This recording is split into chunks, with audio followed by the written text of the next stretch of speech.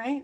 Hi, I'm Stephanie Rothstein, and I'm going to start my boom. I am from San Jose, California. You can follow me on Twitter at StephEdTech.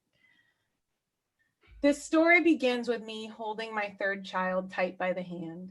I took the day off from teaching and supporting staff to be at a funeral of a woman from my synagogue. And there we were, chanting with the rabbi.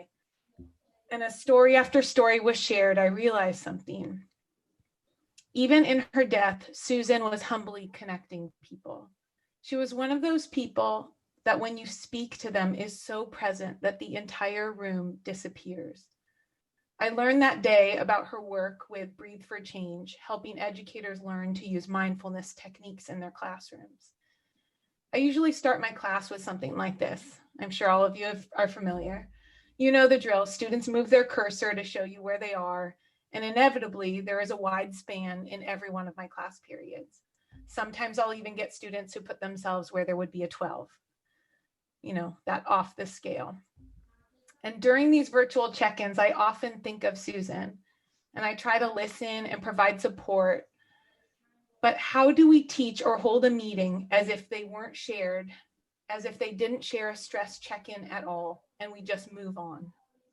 The truth is, we don't. There really isn't anything for me to do.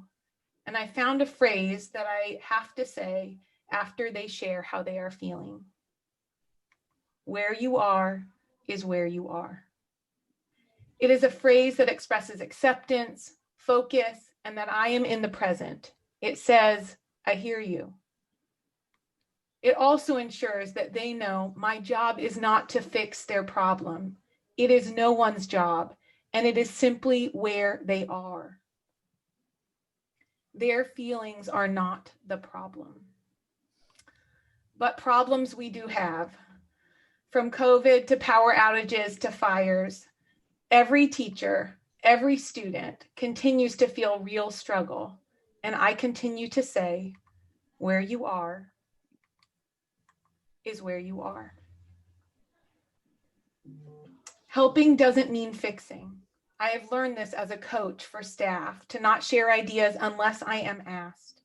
I think about Susan's ability to really listen, that kind of listening where you know that you are safe. I have trouble with that concept of balance, though. Instead, I prefer to address what and who is in front of me, stay present and be focused, and that when I am talking to a staff member or a student, I want them to feel as I did with Susan, where everything else disappears, and know that where they are is where they are, and where you are is where you are, and I am here to support you. Boom.